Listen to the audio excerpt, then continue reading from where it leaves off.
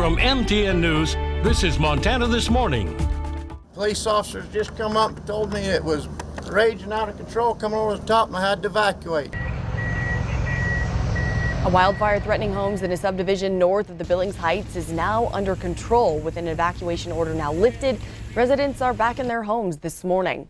Good morning and welcome to Montana This Morning on this Wednesday, August 16th. I'm Augusta McDonald. Let's show you a map of exactly where those flames picked up. Firefighters protecting this area. This is the Longhorn subdivision from what's now being called the Water Tower Fire. It broke out just before 5 o'clock yesterday evening, and not too long after that, the entire neighborhood was evacuated. The flames spread across 147 acres. It remains unclear if any structures were impacted. Crews worked on the ground while planes were dropping fire retardant from above. Meanwhile, residents were doing all they could to protect their homes before leaving the area until the coast was clear. I'm gonna keep stuff as wet as I can.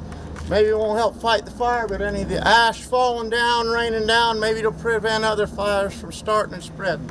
We appreciate all the efforts from the firefighters, including volunteers, Sheriff's Department. They've all been great. Firefighters will be monitoring the area and mopping up for the next several days. It's unclear how this fire started. And breaking news this morning, a shooting suspect is currently barricaded in a home on West Meadow Drive here in Billings. The Billings Police Department posted this on their Facebook page, saying officers responded to the area just before 2 a.m. They found 3 victims injured in the shooting. All were taken to the hospital. Officers continue working to detain the suspect, and while that's happening, West Meadow Drive will be closed to vehicle and foot traffic. King Avenue West, both east and westbound lanes will also be closed from South 36th Street West to South 32nd Street West. That's a picture of that right there on your screen now. Police are asking everybody to avoid this area. Our only updates are on social media. If we see anything else there, we will let you know. Now it's time to get a quick check of the weather with Miller because we're looking at some very hot temperatures. It was hot yesterday and dry. Look at this fire. Yeah, we saw some record temperatures yesterday in spots, and yeah, very dry out there, only getting drier, and it's going to be windy out there all the way through Friday. We got to watch out for elevated fire risks out there. So when you're outside, don't do anything that's going to cause any sparking. Now, you mentioned it got hot yesterday. Yep, we're coming off a record high yesterday here in Billings. What, a good 15 degrees above the norm. We hit 101. We're not the only ones that saw a record yesterday. We hit the record 101, beating the record of 100 back in 2003. Also back in 2003, Livingston hit 97 for the record. Well, we beat that yesterday with a high of 98. Now, it was dry yesterday. It was windy yesterday at times. We did have a top gust of 33 miles an hour yesterday at the airport. That's problematic because it's going to be hot again out there, and so very dry. So again, the fire dangers will be increased. It was a dry day yesterday, although we're still pacing ahead for the month and for the year. Not a lot of rainfall in the forecast until we get to Friday. Maybe as early as Friday we could see some rain creep in, and maybe some rain across the weekend. I'll explain why that may come into play here in just a bit. It's a mild start. We do have a cold front coming in. Hasn't hit it quite yet. We're at 73 at the airport, that humidity at 39%, winds out the southwest at about 12 miles an hour. So 60s and 70s for the most part to start. But you can see up there in the northeast corner where those clouds are coming in, that's where that cold front is. So slowly started making its way in. Cool us down a bit today, but still a chance for record heat the next couple of days. We'll take a look at that coming up here in just a bit. All right, Miller, thank you so much. Yeah. And now a tragic milestone in the Maui wildfires. With only 27% of the survey complete, the death toll has now surpassed 100 people. Most remains have not been identified, and at least 1,300 people are still unaccounted for. Videos shot just before the fire blew up shows downed power lines on fire. Hawaiian Electric Company has come under scrutiny for not shutting off electricity. A class action lawsuit has been filed seeking to hold the utility responsible for these deaths. One of the newest members of the Montana Grizzly football team lost his childhood home to those flames in Lahaina. Defensive lineman Matei Mata'afa just transferred to UM from Mississippi State. His parents and brother were able to escape before the fire swallowed the house where Matei was raised. He made a quick trip to Hawaii to see his family, and now he's back in Missoula for practice, but says home is definitely on his mind. It's been rough, man. My family's back home. We lost our house. We lost everything.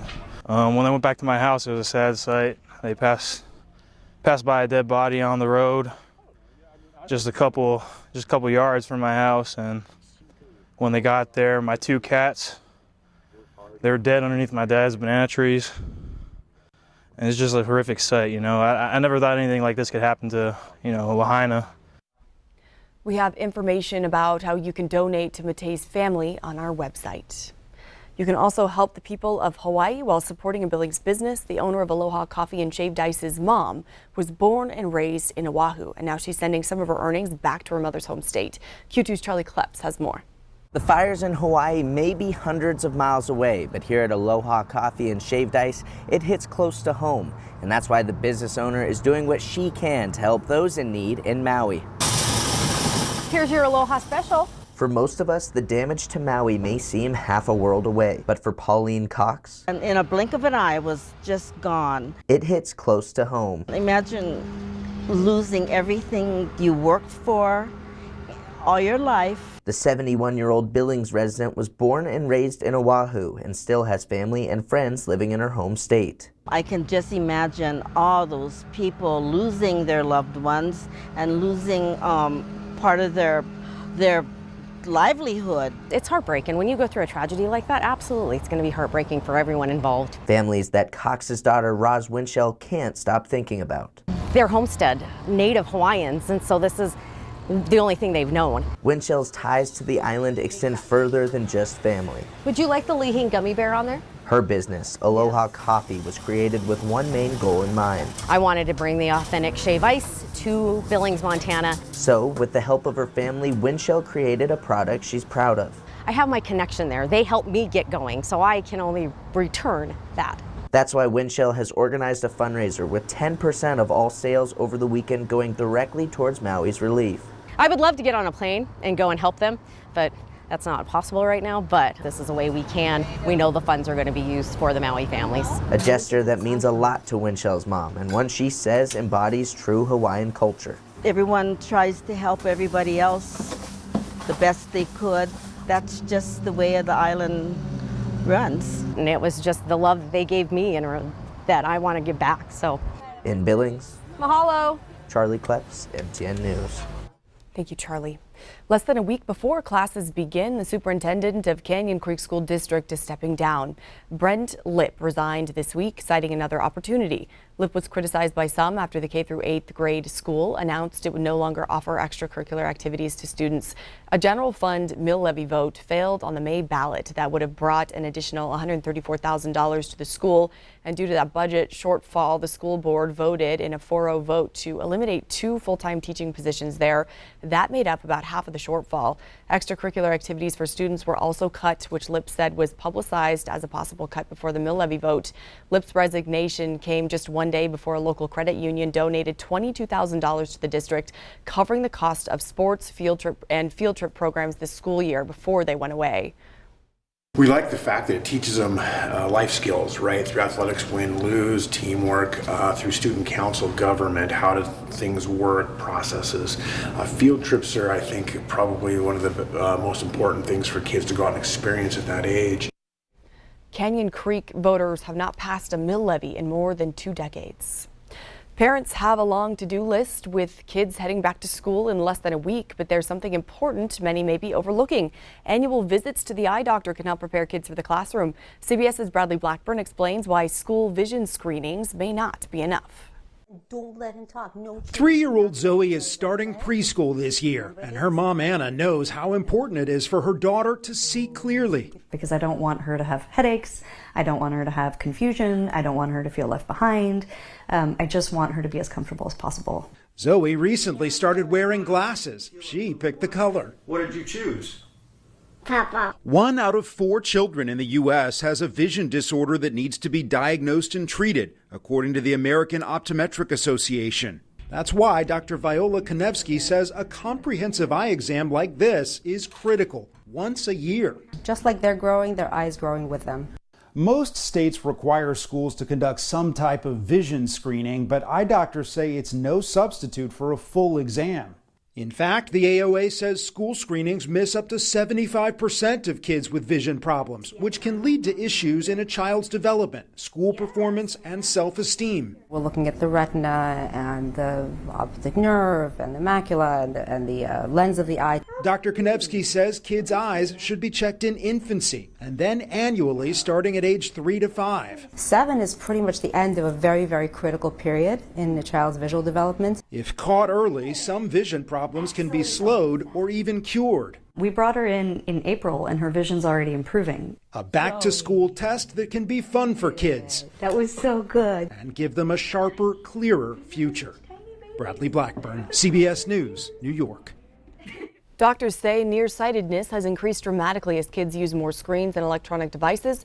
We'll have more back-to-school topics to discuss later in the show. I'll be sitting down with the new Billings Public School Superintendent, Dr. Erwin Garcia, live in just a few minutes. Concerns are growing this morning about a possible government shutdown. Congress is currently at odds on an annual spending bill, and funding to keep government offices open will run out by the end of this month. Top lawmakers are considering a bill that would temporarily fund the government into December. The move would give Congress more time to work on a long-term deal. And there's something new on the menu at Rimrock Mall. You'll have to go check it out. Q2's Kelsey Marison explains how restaurants like Hot Mess Cookies are keeping small shopping malls from closing. It's not your average cookie. These ginormous treats are the specialty here at Hot Mess Cookies, and the new Rimrock Mall business is serving them up hot and fresh daily. Can I try s'mores, please? Awesome. Delicious. They're super good. On a busy day of baking, We have snickerdoodles, peanut butter. this cookie shop inside the Rimrock Mall is a hot mess. Oh, and Anthony's back there. It's so good. We can tell by all the chocolate on his face. Which is why if you can't escape it, We'll get a fudge one. you might as well embrace it. They're excited now and ready to go shopping for mom. Hot Mess Cookies opened its doors inside the Rimrock Mall in late July. Fresh baked every day. We use real butter, which is a little different than most cookie stores. They use a margarine or a shortening. A unique business in what's now become a unique location. I liked the mall location just because the mall needed something like this. The Rimrock Mall, like many malls across the country, has seen a steady decline in patrons over the years. According to retail consulting firm SiteWorks, there are only 700 malls in the U.S. still operating, down from a peak of around 2,500 locations in the 1980s, with 61% of Americans now saying they prefer to shop online. But Rimrock Mall has hung on. And it's in part thanks to businesses like Hot Mess Cookies, a sweet new sight in a space that needs one. Hi! Everybody enjoys cookies. We'll just put it that way. Are you going to try all the flavors? I think we'll definitely be stopping it every time we come to the mall now. In Billings, Kelsey Marison, MTN News.